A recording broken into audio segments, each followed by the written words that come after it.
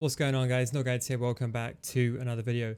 In today's video we're going to go over overload the ball side, probably the most OP mechanic, but how to use it properly. I've seen many videos on how to use overload the ball side, but not how to use it properly and ultimately to concede less goals and win more games. Now, overload the ball side is basically a Dpac tactic. Now what this does is overload the ball side basically when your opponent has the ball. This is only in a defensive stance. When your opponent has the ball, is that your team, and only in a defensive position, will shift to where the ball is. So to help maybe explain this a bit better, if the ball is in the middle of the pitch, your team will basically contract and center and cover the central corridor of the pitch. If the ball is moved to the left hand side, so let's say for example your opponent has the ball on the left hand side of the pitch, as you can see on the screen, your entire team will still be narrow, but they will shift to the left hand side. Likewise, if the ball moves to the opposite side of the pitch, to the right hand side, your team will then shift to the right hand side. Now what this does is, it's kind of over exaggerated in this diagram, but the whole idea is I'm trying to show you that the team shifts.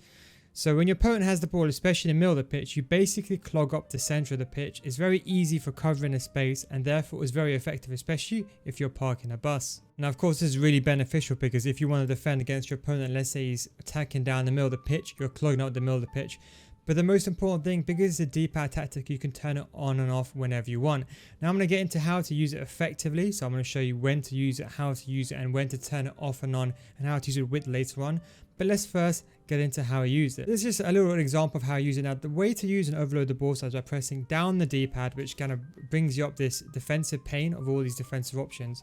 The option you want to click on is overload the ball side, which is the third one. So by doing that, you have to press right again. So you press down to bring up this defensive pane. Then you press right on the D-pad, as you can see, and you activate overload the ball side. I just want you to focus on the players now. You see how they contract? You see how they contract into this small area? This will overload the ball side, and it clogs up the most of the pitch. Now, as you can see, I turn it off now. You see how my players spread out? So I'm just going to watch this again. So this is normal possession, normal defending. My opponent's got the ball over here, as you can see. I'm going to press down the D-pad, then press right, and that's going to activate overload the ball side. But again, see how my team contracts there? Do you see that? And again, likewise, if you want to turn it off, the same thing is by pressing down and then a right. Now, obviously, the most obvious problems with this is that if your opponent has a wide player, you're going to be open on the opposite side. So generally speaking, if the ball is, for example, like here, this player is going to be open in most times. But obviously, the most important thing is your players will always move to where the ball carrier is. So obviously it's very effective, especially in the middle of the pitch. As you can see, a lot of players are congested in the middle. Likewise, you can turn it off as well. If I press down and right again, as you can see, my team starts spreading out again. This is how overload the ball side works. And this is an illustration of how effective overload the ball side is. So imagine the team in red, as you can see, Arsenal, they're defending. As you can see, overload the ball side is activated. I'm just going to play this clip. I just want you to focus on my team. As you can see how the team, you see how they're very contracted in the middle, and you see how they shift towards the ball side. See how they're all kind of going towards, gravitating towards this player, but it's still controlling the middle of the pitch. You see that? And as you can see over here, if I switch the ball over to this side, you see how the team naturally move up? See, this is why overload the ball side is so effective, because when an opponent has the ball in this area, they're going to try to attack down the middle, but no one actually goes down the wing. That's why it's very, very effective against players who are playing down the middle or playing very attacking football. Obviously, the most inherent problems or weakness is obviously wide player. The way to counter overload the ball side is by having, if for example I was a team in blue, I would have both my wingers, my left winger and my right winger, on stay forward, on stay wide, and therefore that means I can just play a lob pass to this player and get it behind most times or not. This is why my 5-2-1-2 formation was very, very effective. The reason why that 5-2-1-2 was also very effective is these guys, where the fullbacks would have been, almost exploit this space every single time. That's why 5-2-1-2, the 5-3-2, my variations are very good at breaking your opponent's defense, especially if they're using overload the ball side. I'm just going to play this clip now. As you can see, if you switch the ball, as you can see now, the player in blue has the ball, but most times than not, even when your opponent does switch, it's up to you as the player to switch this player. So I'm just going to play this bit again. As you can see, when the ball switches, you as the user have to change to this player and then move along. That's the only weakness. So if you want to break overload the ball side, the key thing is by having your left wing and right wing on stay forward. And when to use overload the ball side, obviously use it the entire game. It's very, very effective. But the problem is, if your opponent knows what you're doing, he's going to start switching the ball and playing through balls down the wing, and then getting your other defender getting caught out, because your other defender will have to move from here and cover the run of your opponent. So the most important thing is, if you see your opponent is abusing or switching the wings, The whole idea for you to do is to just turn overload the ball side off. That way you can activate the switch. That way you can react in time, because against the maybe not the lesser opponents, but against the better opponents, if you're facing them, they will know what you're doing. They'll keep switching the ball back and forth, and the main thing they want to do is they want to pass to the guy who's always free. So the most important thing is, if you are using overload the ball side and you think your opponent is kind of guessing what you're doing, you have to then turn it off, because as you can see in a situation, the only way that you can get to the ball first is if you switch to this player and then you kind of react. So that's the most important thing. You have to be good enough to switch that play and react when your opponent loves the ball. So if your opponent does love the ball, just make sure to either turn it off or make sure reactions are on point, because that is the way to exploit, especially down the wing. I'm just going to go into some examples of how to use it and how to set it up in your game. Okay, so since other videos don't really include how to set it up and how to make the most use of it, I'm going to show you how. So the first thing is like mainly about how to set it up itself in game. The truth is you can use it with any width or any depth. The most important thing is you activate it in game. As I said, like an on and off switch, you press down the D-pad, then press right, as I showed you before, and you can turn it on and off whenever you want. But these three variables, they do affect it. Now don't forget, you're only using overload the ball side when you're defending. So when you have the ball and you're attacking, your team always adhere to whatever the width is over here and whatever formation you're in.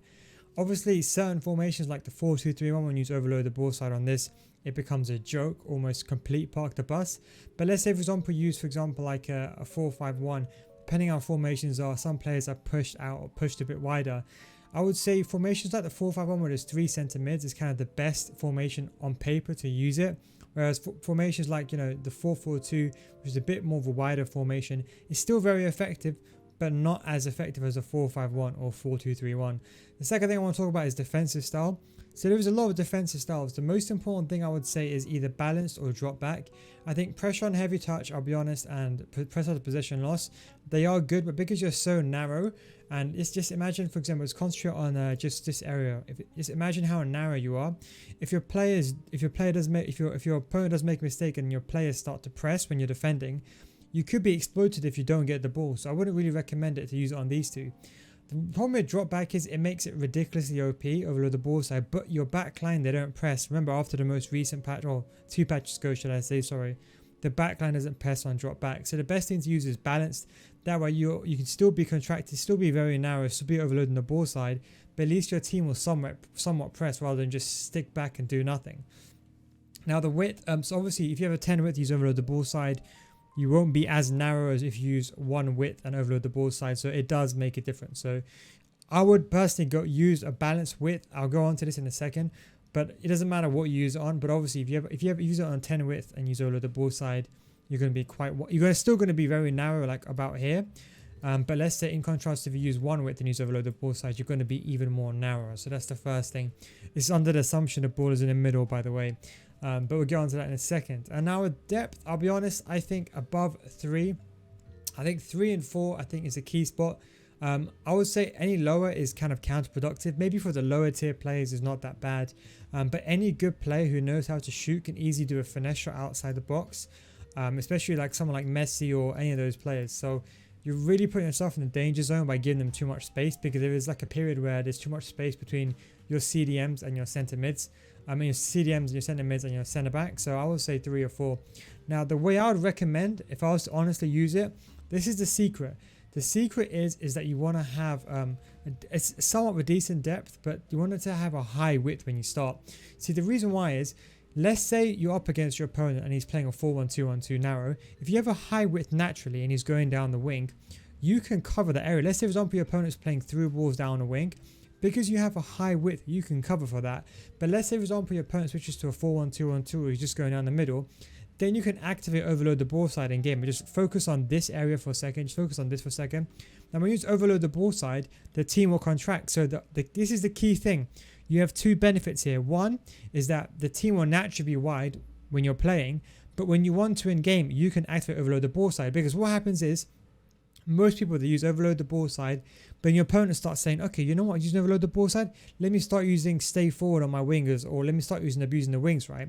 So if your opponent starts abusing the wings, you might change back, you might turn off overload the ball side off, but your players might not be far out enough to block out the wings. But if you have a high width in the first place, you're going to always block out the wings, and overload the ball side can block out the center. So you're basically killing 2 birds with 1 stone with 1 command, because you're always going to be wide, and when you need to be narrow, you can activate overload the ball side. That's the key, and that's why I would say if you're up against a good player and he is sussing out what you're doing, that's why it's better to have a higher width. So I actually play 6 or 7 width and then use overload the ball. So I think that's the best way of doing it.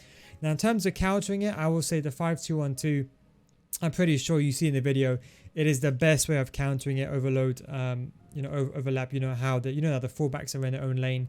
This breaks it. One thing I would say is if you're using a 4-3-3, what I would do is put these players on stay forward, stay wide, and that's it on balanced. Now the reason why you want this to happen is you're going to basically you're going to create a mass situation where your opponent is going to be very narrow in the center, but these guys are going to be free. So that's what you want to create. So if your opponent is parking a bus, I would say even use hug the sidelines. Hug the sidelines is another viable tactic. So if you haven't got a tactic for this, actually like set up like actual tactic, just simply use a Dpac tactics up and then right, which is attacking tactic, then hug the sidelines. So what happens is when you use hug the sidelines, your wide players, they kind of hug the sidelines.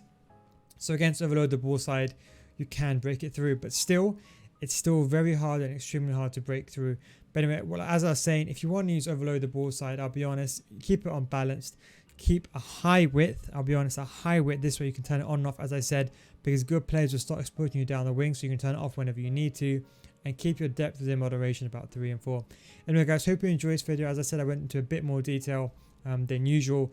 I know there's other videos out there that maybe you've probably seen already about overload the ball side, but I thought it would be better if I, of course, give you all the information and maybe show you how to use it effectively. But anyway guys, thank you very much for watching. Take it easy, and I'll catch you next one. Don't forget to follow me on twitch.tv/Neil guys, where I stream my weekend league the entire time.